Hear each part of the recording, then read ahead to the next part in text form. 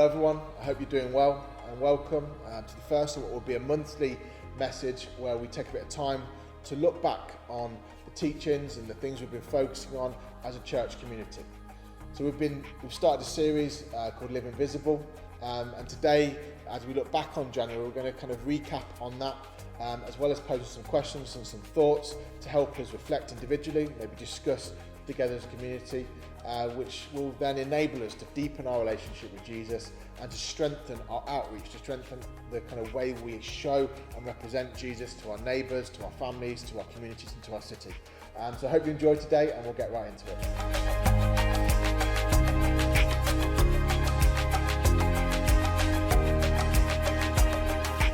One of the things we've talked about this last month is how God looks like Jesus. And I think when we all reflect back on 2020 and as we kind of enter into 2021, there's probably very little doubt in our mind that we need to know what God is like, perhaps more than ever, especially in recent history, what his heart intentions are, what his thoughts and attitudes are to certain things, whether he cares about us, things that we perhaps took for granted when we weren't faced with a COVID pandemic, when we weren't faced with political and social unrest, when we weren't faced with the countless different expressions and ideas about what God is like. And as we kind of move into 2021, I think we need to pause, and I think we need to stop, and I think we need to turn our attention again to Jesus. Perhaps something we've done repeatedly throughout our lives, but I think it's so important that in times like this, we take a moment to go, okay, let me calm myself, take a seat, and take a moment and go, okay, let me look to Jesus, let me see him. Because we have kind of outlined in the scriptures this idea that when things were uncertain, like with Philip, when Jesus was saying he's going to go and Philip was uncertain, he wasn't sure about what God was like, wasn't sure about what the Father was like, he asked Jesus that question, just show us the Father, would you tell us what God is like? Would you tell us what God's attitudes and ideas are? And in response to that question, Jesus simply said, when you've seen me, you've seen the Father. So in all this chaos that's going on, we kind of need to take that moment to pause and look again at Jesus, because in doing so we see what God is like and we get an idea of what his thoughts and intentions and attitudes towards people are. The book of Hebrews goes even further in chapter 1 where it talks about God speaking in times past through the prophets, but in these times he's spoken to us by his Son. And it gives us this idea that whilst it was okay and it was a decent effort in what the prophets understood about God and what they communicated about God in the past, that it doesn't even compare to the perfect representation of what Jesus brought. That Jesus brought this perfect image of what God is like, that it talks about in different translations, it says that he is the exact representation of his being, that he is the express very character of God, that he is like him in every single way, that he is the exact likeness of his being. So that when we want to see what God looks like, we look to Jesus. We see the Jesus that's revealed to us in the New Testament. We see the Jesus that's revealed to us in the Gospels. That we turn our attention to him and we know that that's what God's like. And that informs us in how he behaves and how he thinks and how he responds to certain situations.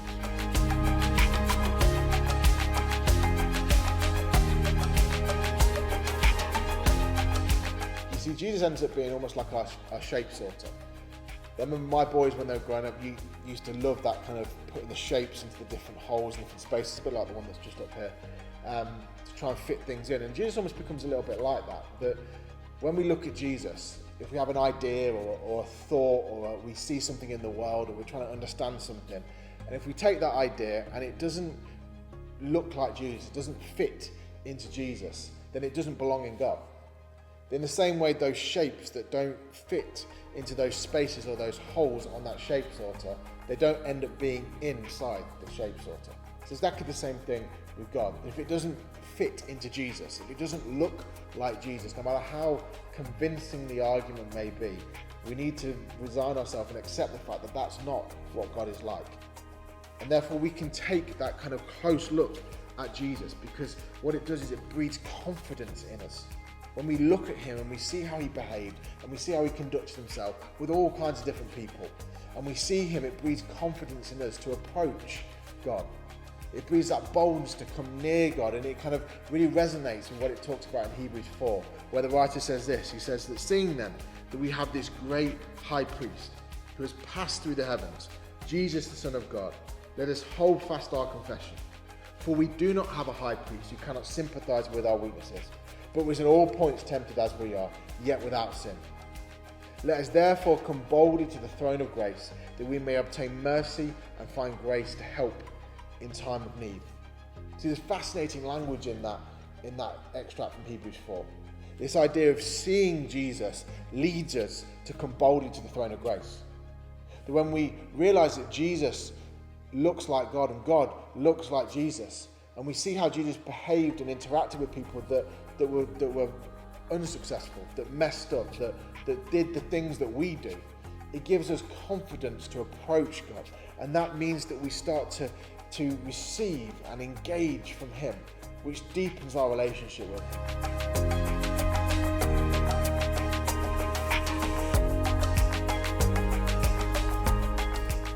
However, it's not just enough that we know God and we feel confident and secure in that relationship, because outside these walls and outside the walls of our home, there are countless people who don't know what God is like, that maybe don't even know that God exists, or don't think that God cares for them. There's people that are facing some of the most challenging and difficult times they've ever faced before, and they don't have a faith or a God to lean on, who strengthens them and encourages them. And therefore, as we know, our responsibility, our call is to know Him, absolutely, but also to make Him known. And therefore, as we come into 2021, and as we leave behind what's been perhaps one of the most challenging years in recent history, we have this urgency perhaps to make Him known in new and fresh ways, to live visible, to demonstrate what God is like. You see, in our city and in our neighbourhoods and our communities, we perhaps are finding a situation where the revelation and the understanding of what God is like is dipping. And we all enjoyed the graph we looked at, just up here, when we were sharing on the Sunday, seeing how that when Jesus came, it was this perfect view of what God was like. People could engage with God in a very clear way, but perhaps in recent times and in different ways, it's perhaps dipped a little bit. And therefore, for people that we perhaps are neighbours to, or for people that we work with, or for people that we just see in the streets, they maybe don't know the love and the care and the comfort and the strength that we experience from God ourselves. And therefore, we have that responsibility to begin to demonstrate what God is like. Because in our time, Jesus isn't coming in the physical flesh again to arrest the dive, to correct that graph, and start to bring that revelation up again. He's given us the responsibility to do that. He is showing and reminding us, and we see it in the way that He taught to His disciples, that our job now is to carry on the job that He started in revealing what God is like, in the way we live, in the way we speak, in our conduct and attitude, that it demonstrates this is what God looks like.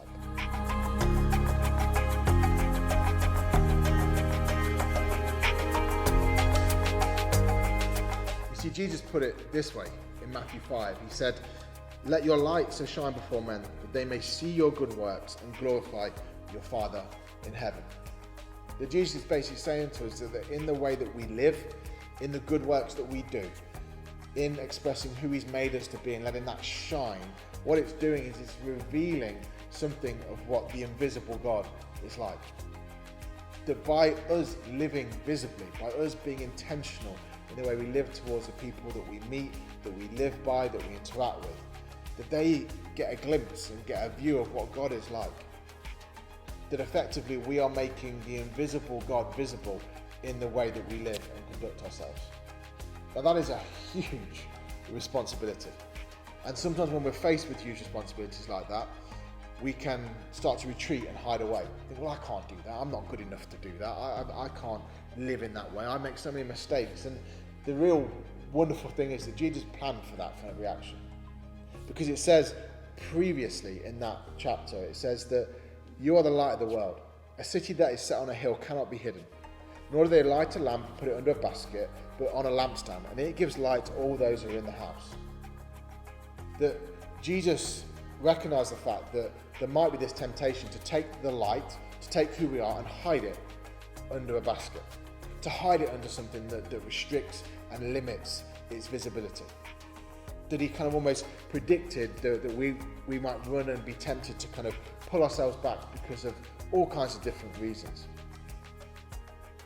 For some of us, potentially, maybe it's fear and anxiety. For others, it might be poor self-worth, maybe it's intimidation, maybe it's past failures, maybe it's shame and guilt, maybe it's something completely different. But there's all these different things that cause us to just hide away who he's made us to be. But in doing so, what we're actually doing is we're stopping other people seeing what God is like. And as we talked about before, our responsibility and call as Christians in 2021 is to not just know him, but to make him known. And when we hide ourselves under that basket, when we let intimidation and fear and anxiety, as difficult as all those things are, dictate to us and hide us away, we actually stop other people from seeing who God is and coming into that relationship and that security and that knowledge that we have with him.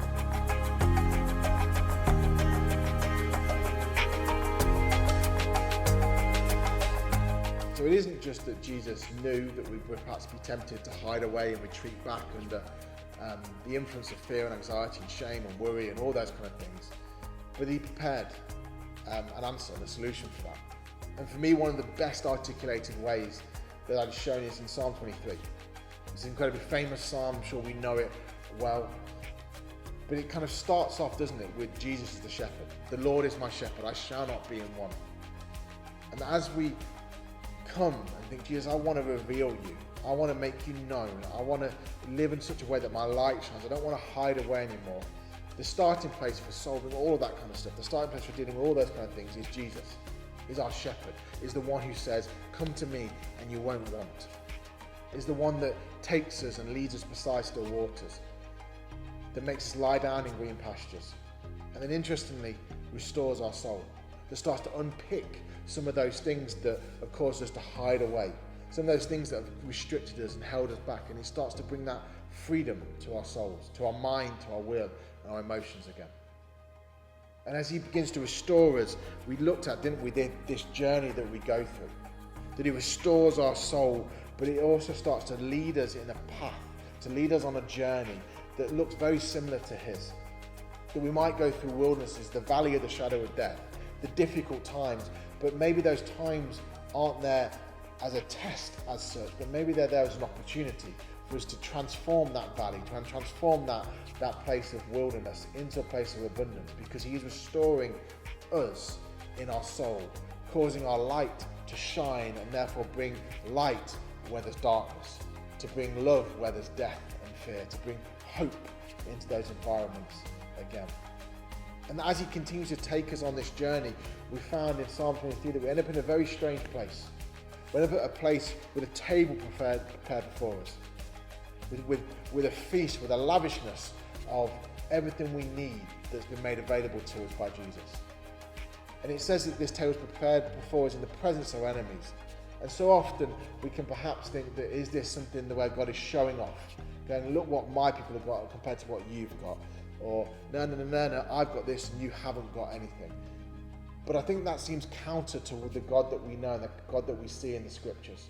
The God who died on a cross for his enemies. The Jesus who said that I want you to love your enemies. I want you to pray for those who persecute you.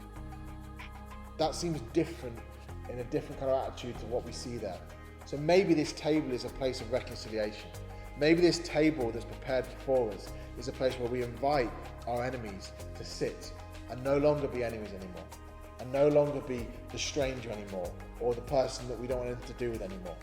But actually, as we find ourselves being restored, as we find ourselves going on this journey with Jesus by our side, walking day in, day out, as we start to let our light shine, what it starts to do is it starts to shine to the most far-reaching places that we never expected it would. To the people that we maybe dislike, just that smidge. To the people that we don't want anything to do with, the people that we don't know. But it also shines to our neighbours and our friends and our family and our children and our spouses, because it starts to restore us. We start to let our light shine, and they start to know and see the God that they've longed to know in some cases. That as this journey unfolds, as he starts to transform and shape our hearts, we start to let our light shine and we start to be who he's called us to be.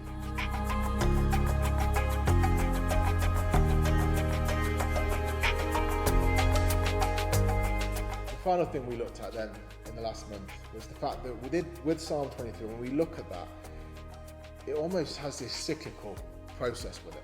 And we can see that from what we've looked at up here, that it's this idea of a cycle. That it doesn't have this linear idea that I get restored, I restore places, I engage with my enemies, and that's job done. But that when that happens, we kind of end up coming full circle back, that it finishes in Psalm 23, where it says that all the days of my life, I would dwell in the house of the Lord forever. That it's that bringing it back to Jesus. And then the process starts again, because we're not going to be entirely restored in one moment. It's a process of life, of walking with Jesus, that he starts to reveal more and more of who he's made us to be, that our light shines more and more as that basket comes off. And we go through this cycle, we go through this process again and again and again. And as we do, as we open ourselves up to this, as we allow God to work in us, maybe, just maybe, the revelation of God in our neighborhoods, in our homes, in our city, maybe even in our nation, in our world, starts to increase. And we start to see that graph, not with a nosedive after Jesus left, but as something that starts to increase again and show this is what God looks like. This is how he behaves. This is how he conducts himself. Just maybe we could see in 2021 something that so goes against everything that happened in 2020, where we know and we see God in the environments and spaces and the places that we live in.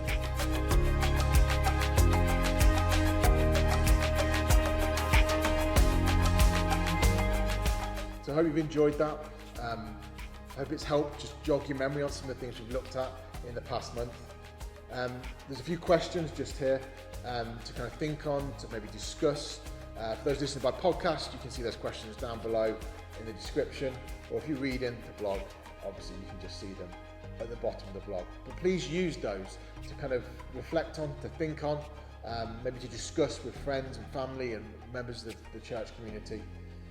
But I really pray for all of us that we would find a deeper knowing of Jesus in this time, but also a stronger expression of who he is, and a stronger expression of living visible, letting our light shine in the places and spaces that we are. Have a good rest of your day, and I look forward to seeing you soon. Thank you very much, and God bless.